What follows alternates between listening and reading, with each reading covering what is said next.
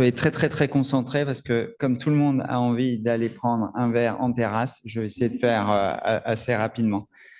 Alors déjà, je me souviens plus dans quel sens on va. Si, c'est bon. Donc, vous savez que ce centre de référence qu'on a obtenu en 2017 et donc les prérequis nécessaires pour obtenir un centre de référence, ça se reposait sur nos files actives de patients, mais ça reposait aussi beaucoup sur l'expertise du laboratoire d'immunologie et donc les publications scientifiques et l'obtention d'un certain nombre de financements.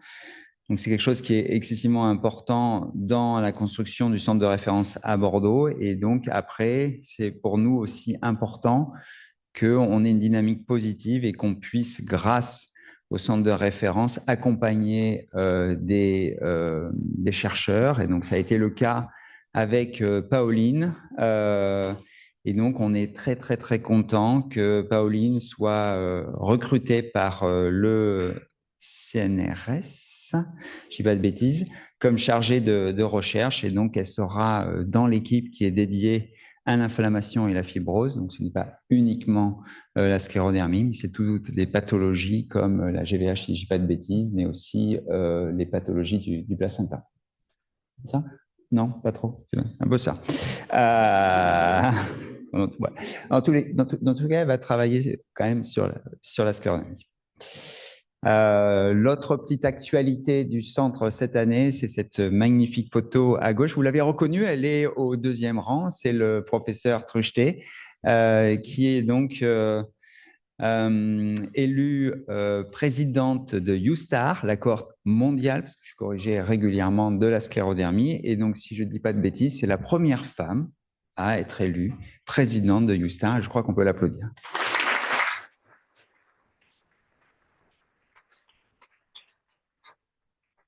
Et donc, on a Marie-Élise, mais on a aussi toute une équipe à Bordeaux avec Laetitia, Théo et Louis qui travaillent à Bordeaux et qui sont donc là pour faire que YouStar soit aussi actif et dynamique. Juste une petite diapo, ça vous saviez déjà, je vous en avais parlé l'année dernière, c'est le cours de YouStar sur la sclérodermie qui a été un vrai succès. Et donc, le prochain sera en février 2027 à Porto. Après, parce qu'il fallait que j'aille vite, donc c'est que des lignes. Il y a la 10e Euler Immunology course qui va avoir lieu quand et où?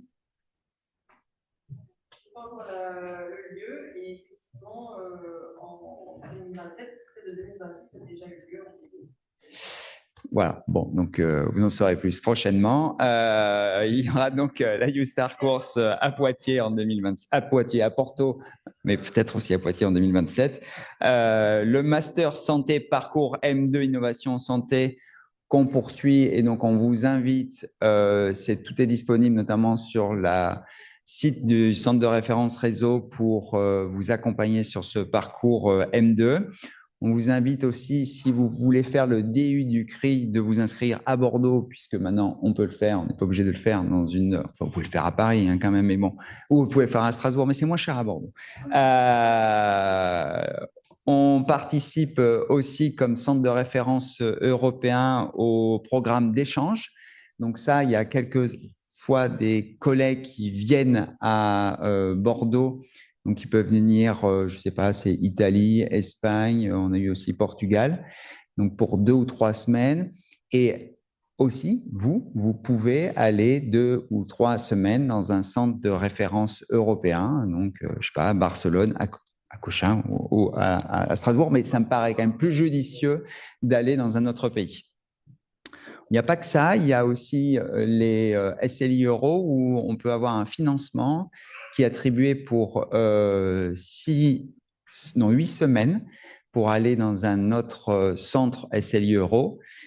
Et notamment, nous avons Belle Fortune qui est là pour 8 semaines. Elle doit être quelque part dans la salle, mais je ne la vois pas. Elle est là-bas. Voilà, et donc, bienvenue à Belle Fortune.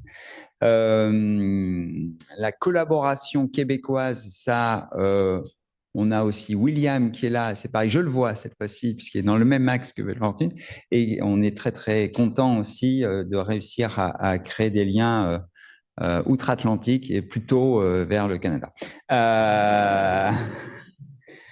On a obtenu, mais on ne va pas faire les gros bras, plusieurs obtentions de financement sur les maladies rares, puisque je crois qu'il y a 5 lettres d'intention acceptées à l'ANR sur les maladies rares dans le laboratoire. Et donc, on a aussi la fierté d'avoir eu un PHRC national dans la sclérodermie. Là aussi, c'est Marie-Élise. Et ouais, retrouvez bien son attrait pour les acronymes ou les noms un petit peu originaux. Et donc là, c'est le Resolvix qui va faire disparaître la fibrose en frottant bien fort. Je continue, donc plusieurs publications, ça c'est pareil, je ne sais plus trop lesquelles, mais enfin il y en a eu plein, je suis sûr. Implication dans la formation sur les maladies rares pour le personnel du CHU, ça c'est Thomas qui s'en occupe pour essayer de montrer la complexité notamment des maladies rares. On a le déploiement de l'éducation thérapeutique pour les maladies rares, c'est beaucoup Nathalie qui s'en occupe, avec une collaboration avec Lupus France et France Vascularite, donc avec des associations de patients. Et donc, Esti, notamment, a travaillé aussi sur les recommandations d'experts du dépistage du cancer du col de l'utérus chez les femmes immunodéprimées. On pourra d'ailleurs peut-être présenter ça l'année prochaine, parce que c'est assez utile de temps en temps pour la prise en charge de nos patientes. Alors, vous avez beaucoup travaillé dessus, mais ça ne doit pas encore être complètement fini, puisqu'après, il y avait un vote avec une méthode Delphi, avec plein d'experts. Donc, voilà, la prochaine étape doit suivre. Rapidement, une non-nouveauté, c'est l'arrivée de la filière FAI2R au CHU de Bordeaux. Donc, c'est peut-être un détail pour vous, mais pour le CHU, ça veut dire beaucoup. Et donc, 2-3 secondes, je voulais juste vous dire que c'est intéressant pour vous aussi. Je vous invite à faire des travaux de qualité pour être accepté en poster tour ou en communication orale lors des grands congrès, notamment de l'ELAR ou de l'ACR, puisque ça permet d'obtenir un financement. Et notamment, Kenza, qui vient juste de présenter, avait eu le financement. Bon, après elle n'a pas pris le financement parce qu'elle en a eu un autre plus conséquent par la SFR, mais peu importe, dans tous les cas, elle était parmi les lauréates et bravo pour ça. Donc ça, voilà, n'hésitez pas à demander. D'abord, il faut envoyer des travaux de qualité à ces congrès. J'ai essayé de faire un petit résumé pour la CME. Qu'est-ce que ça peut apporter d'avoir la filière? Parce qu'on pourrait se dire, bon, mais on s'en fiche, c'est un truc national, mais à l'échelle locale, vous avez quand même une expertise et ça peut ruisseler à l'échelle locale sur l'éducation thérapeutique, la transition. Il y a des gens qui communiquent et donc on peut aussi voir et avoir accès à cette communication de la filière. Vous voyez les acronymes horribles de la DGOS, de la NSM et de l'HAS. En fait, finalement, comme nous, on est confrontés à ça constamment, on finit par comprendre ce qu'ils disent. Donc, si à des moments où vous ne comprenez pas, on peut vous aider, on s'accroche, mais petit à petit, on progresse. Quelque chose d'important, c'est qu'on va investir de l'argent dans la recherche. Vous avez le professeur Blanco qui fait partie de la commission recherche de la filière FAI2R. Donc, ce qui a été intéressant en faisant partir la filière de Lille à Bordeaux, c'est qu'on a remarqué qu'il y avait un excédent financier à Lille, parce qu'on était obligé de faire un petit peu le tour des choses. Et donc, on a retrouvé 1 million d'euros à Lille. Et donc, on va l'investir dans la recherche sur les prochaines années. Et oui, comme ça. Il y avait un gros caillou et beaucoup d'argent dessous. Ça va permettre d'investir 200 000 euros cette année, en 2026, sur de la recherche clinique et de la recherche paramédicale. Et l'année prochaine, 200 000 euros sur de la recherche transactionnelle. Et après, les autres euros, parce qu'il manque, hein, ça fait que 400 000 euros et voilà, ça va être investi, je vais le dire après. Il y a des liens avec les ERN, et ça, Noémie va en parler puisqu'elle a la gentillesse de nous accompagner là-dedans. Là aussi, il y a beaucoup d'acronymes. Le lien ville-hôpital et l'écologie de la santé, on en a parlé ce matin. Donc, cette diapositive, je ne sais pas si vous vous en souvenez, je vous l'avais présentée l'année dernière, vous aviez tous rigolé. Cette fois-ci, vous pleurez. Je vois, eh bien, sachez qu'on a fini petit à petit par la comprendre. Et donc, c'est ça aussi qu'on peut vous apporter. Et vous voyez, on a aussi développé des liens avec la Banque nationale des maladies rares. Et donc, on y retrouve les quelques 1000 euros qui manquent, puisqu'on va recruter quelqu'un, une espèce de cheval de Troie, qu'on va mettre à la BNDMR à Paris qui sera donc avec un accès direct aux données et qui va peut-être nous permettre de les utiliser aussi. Ça, c'est une deuxième chose à faire. Et donc, on a un peu mieux compris comment on avait l'entrepôt de la BNDMR et tout ce qu'on pouvait faire avec, et notamment cette capacité de chaîner la BNDMR, donc les données que vous aviez eu la gentillesse de nous aider à rentrer dans Bambara, puis derrière dans la BNDMR. Et tout ça peut être associé avec les données de l'assurance maladie.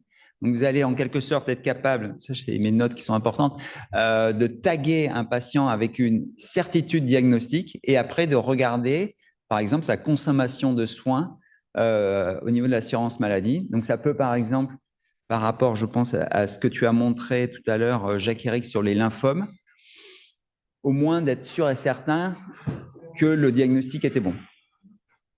Ça n'aura peut-être pas exactement les mêmes données, mais bon. Et notamment, avant que Véronique parte, on a identifié, parce qu'il y a déjà eu un petit chaînage, beaucoup de grossesses dans cette base de données, et ça permettra aussi de faire des travaux. Donc, on compte sur Véronique. Ça, c'était pour vous montrer la file active de la FAI2R dans la BNDMR. Et donc, c'est la plus grosse file active des 23 filières. Et c'était aussi pour vous dire, et c'est là où le papier qui est par terre sont écrits les informations. Je vais donc me baisser pour le retrouver. À Bordeaux, félicitations, puisque tout le monde a bien travaillé. On a augmenté de 10% notre file active de patients en 2025 et on a plus 24% de patients vus pour la première fois. J'aurais pu le retenir, mais j'avais déjà oublié. Voilà. Qu'est-ce que je voulais vous dire d'autre? Et ça, c'est les différentes pathologies qui sont dans la BNDMR. Vous voyez, et en plus, ça, c'est des données, je crois, de début 2025. On a déjà probablement un peu plus. Donc, beaucoup de lupus systémique, de Sjögren, de sclérodermie. Tout ça pour vous dire qu'il y a probablement des travaux à faire. Si certains d'entre vous veulent faire un Master 2 ou veulent faire une thèse de sciences, pas obligatoirement au laboratoire Immunoconcept, mais avec nos collègues de l'ISPED notamment, et qui savent utiliser le SNDS. Il y a probablement des travaux qui peuvent être réalisés. Et encore une fois, il y a des choses intéressantes qui peuvent être faites, puisqu'il y a une possibilité de remplir dans Bambara des données supplémentaires en rétrospectif. Et on pourrait, par exemple, décider qu'il y a 10 choses qui nous intéressent et on pourrait les demander à chaque centre de leur ajouter. Donc, vous l'avez fait notamment pour les maladies à IgG4, où il y a des données en rétrospective. Il y a le projet Convergence, si je ne dis pas de bêtises. Là, cette fois-ci, ce n'est pas du rétrospectif, c'est pour faire quelque chose en prospectif. Vous voyez, j'ai progressé en acronyme. Dromos, c'était pour chaîner avec le SNDS. Et catalogue, c'est la même chose que Dromos, mais parce que ça a changé de nom, je ne sais pas pourquoi, mais maintenant, ça s'appellera catalogue. Donc, c'est ces capacités de chaînage. Et je vous remercie pour votre attention.